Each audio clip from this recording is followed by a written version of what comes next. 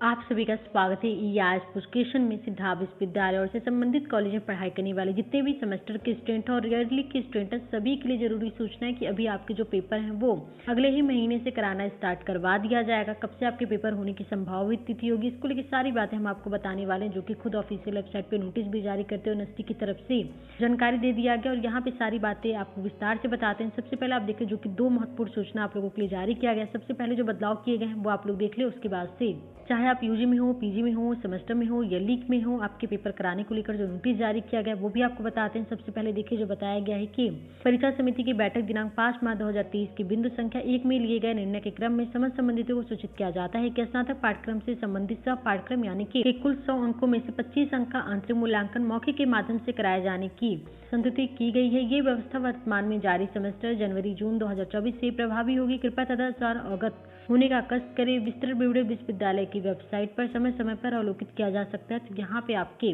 जो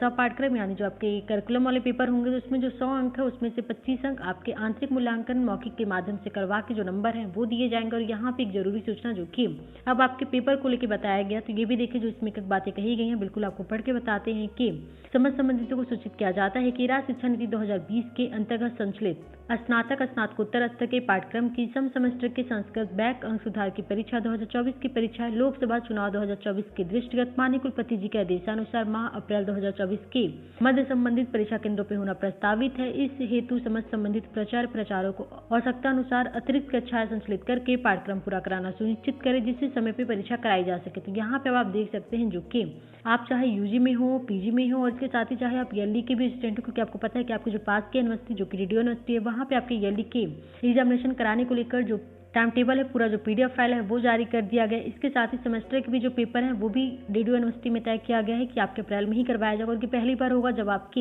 ईयरली के paper semester के पेपर साथ साथ करवाए जाएंगे। तो यहाँ पे क्योंकि आपको पता है कि आपके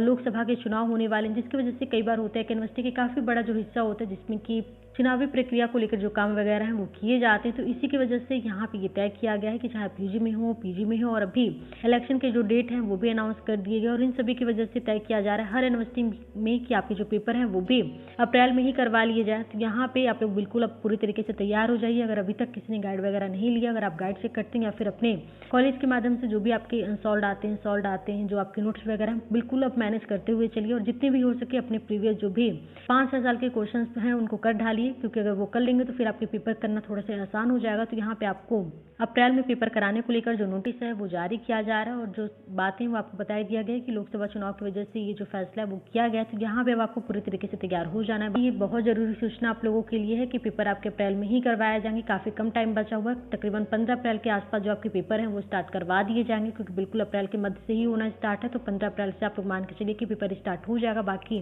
जो भी बीच में अपडेट आएगा हमेशा आपको टाइम टू टाइम चैनल पर मिलता रहेगा, इसलिए आप लोग चैनल को सब्सक्राइब कर दीजिए, बेल आइकन को क्लिक कर दीजिए और कोई सवाल अगर आपके रह जाते हैं तो अपने सवाल को भी कमेंट कर दीजिएगा। और हाँ, साथ ही साथ टेलीग्राम को भी ज्वाइन करें। टेलीग्राम को ज्वाइन करना ना भूलें, जो भी पीडीएफ वगैरह होता है वो आपको टेलीग्राम पे शेयर कर दिया जाता है, इसलिए टेलीग्राम को भी ज्वाइन कर लें।